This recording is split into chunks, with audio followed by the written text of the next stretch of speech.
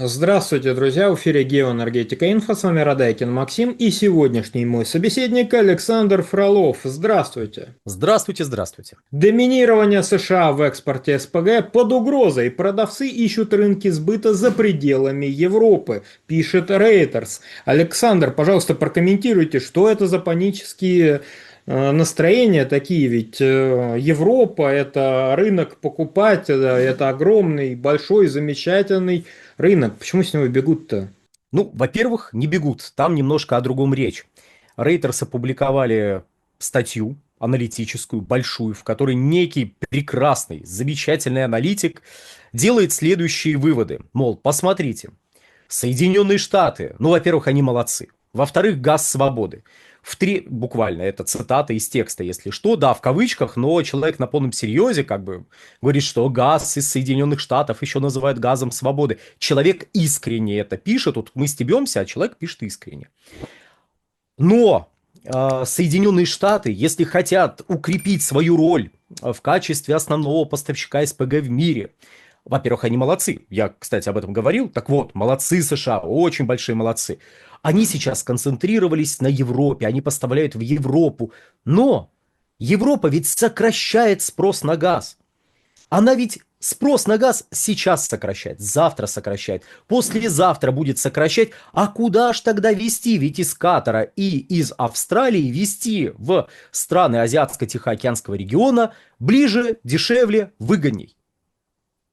Ну и таким образом он делает вывод, ну вот так, если обобщить, он делает вывод о том, что ну вот надо с этим что-то делать, надо вот учитывать, что концентрация только на Европе, это немножечко нехорошо, потому что, ну, понимаете, Европа будет отказываться от газа, она вся такая очень зеленая.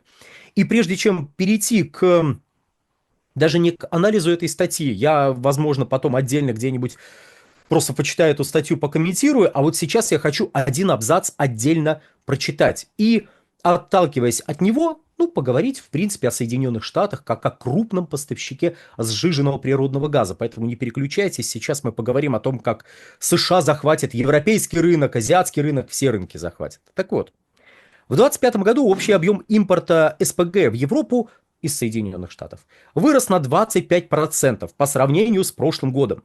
Но общие потребности Европы в импорте СПГ с 2022 года увеличились всего на 2%, поскольку энергетический сектор переориентировался на источники энергии, не связанные с ископаемым топливом. Ну и что? Ну, да, вот смотрите, всего на 2% с 2022 года выросли потребности в СПГ. Да, поставки из Соединенных Штатов выросли, но это все равно тревожно. А давайте мы вот с чего начнем разбирать этот абзац и вообще эту ситуацию. Первое. А зачем сравнивать с 22 годом? Ну, там медом намазано, там что? А 22 год очень удобен, потому что в 22 году действительно произошел резкий скачок роста спроса на сжиженный природный газ в Европейском Союзе. И Европейский Союз вместе с Великобританией заместили часть газа, который шел из России, поставками из других стран, в первую очередь из Соединенных Штатов Америки. И вот, скажет пытливый лидер общественного мнения и, возможно, даже политолог, посмотрите, все же понятно, значит, Соединенные Штаты отжимают европейский рынок, просто-таки берут, завоевывают его, вытесняя с европейского рынка российские поставки. Они привезли свой дорогой газ и продают его вместо нашего дешевого газа. Как неоднократно я слышал у одного, как минимум, нашего лидера общественного мнения, который, ну, не стесняется делать такого рода заявления. И в чем, собственно, проблема? Ну, все же правильно. Вот газ, вот Штаты увеличили поставки. Их газ дороже. Ну, дороже ведь, да? Ну вот, наш газ дешевле. Значит, все, вот они отжимают европейский рынок. Что вообще за паника в таком случае происходит на Reuters?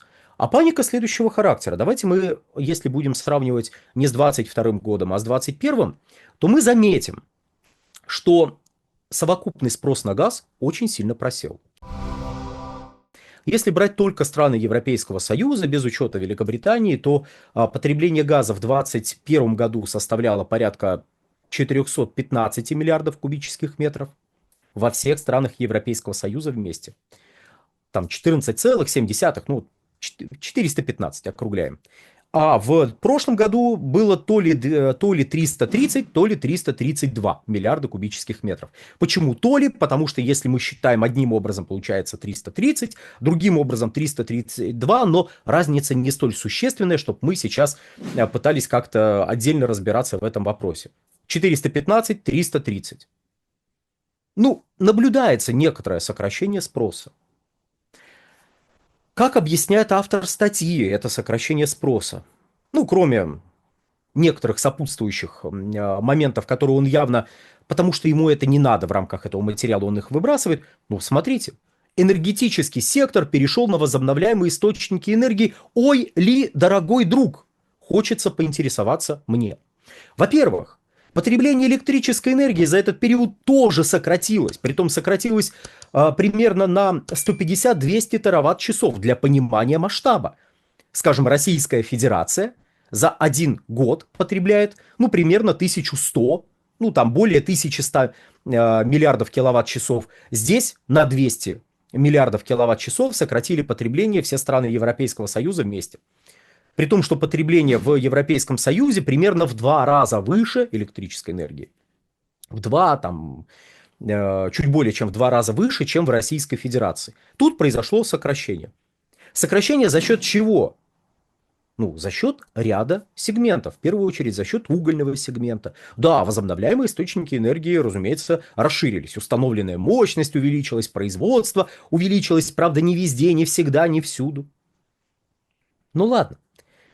Главное для нас, что не произошло замещение возобновляемыми источниками энергии газа в электроэнергетическом сегменте. Более того, электроэнергетический сегмент, если мы сравниваем не с 2022 годом, видимо, это просто удобно делать, а с 2021 годом, демонстрирует относительную устойчивость спроса на газ. А относительно чего? Относительно населения и промышленности. Потому что есть 3 большие категории потребителей. Это электроэнергетика, то есть производство электричества и тепла. Это промышленность, это население. Так вот, вот эти 2 сегмента сократили в большей степени потребление газа. В отдельные периоды падало потребление газа и со стороны электроэнергетики. Но по сравнению вот с этими 2 сегментами, это вообще ни о чем. А в другие периоды времени мы, наоборот, увидели рост спроса на газ в секторе электроэнергетики. Очень интересно получается. И где же возобновляемые источники? Они замещают, во-первых, выбывшие атомные электростанции в Германии в 2023 году. Тут Германия решила все-таки все, мы закрываем последние атомные электростанции, потому что, господи, кому они нужны, в конце концов. И после еще некоторых раздумий в итоге закрыла эти самые последние свои атомные электростанции. Далее, угольные электростанции. Угольная генерация после некоторого ренессанса в 2022-2023 годах опять перешла к спаду. Опять потребление угля в электроэнергетике сокращается, производство электрической энергии в сегменте угольном сокращается, притом сокращается ускоренными темпами. Если мы берем остальные сегменты, там либо рост, либо сохранение предыдущих показателей, вот. А в угле мы наблюдаем снижение. Не совсем однозначное движение в атомной энергетике, потому что там встречались 2 противоположные тенденции. Первое – это сокращение установленной мощности, в первую очередь за счет Германии. Второе – это восстановление производства во Франции. Франция на протяжении последних лет 5 неоднократно сталкивалась со сложностями в области производства электрической энергии на АЭС, и периодически это самое производство сокращалось. Но не о том речь. Вернемся к Соединенным Штатам. Как они вообще вписываются в эту картину? А вот так они вписываются в эту картину. Как видят у нас обычно приход американского газа? Пришел американский газ, и цены выросли. Но нет, дорогие друзья. Наоборот, цены выросли, и пришел американский газ. Согласитесь, вот если мы увидим картину под таким углом, то она начинает выглядеть немножечко иначе. Прям даже радикально иначе. Это не американцы привезли свой газ и навязывают его бедным европейцам. Купи быстрее, притом купи кратно дороже, чем ты покупаешь у русских. Тут возникает вопрос, а чё ж мы тогда не навязывали свой газ дороже? В чем была проблема? Ну вот в этой картине мира. Мы вообще адекватны в этой картине мира, которая, кстати, не соответствует действительности. Мы в этой картине мира, которая не соответствует действительности, неадекватны.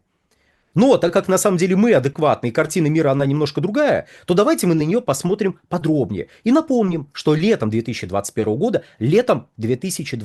года начался мировой энергетический кризис. Цены на газ в Европе поднялись с 300 до 600 долларов за 1000 кубических метров летом, в течение лета, с начала по конец лета. Потом в течение сентября они поднимались до 900 долларов за 1000 кубических метров, потом продолжили расти, пока, наконец, в декабре 2021 года, 13 декабря, если кому-то это очень интересно, цены подскочили до 2000 долларов за 1000 кубических метров.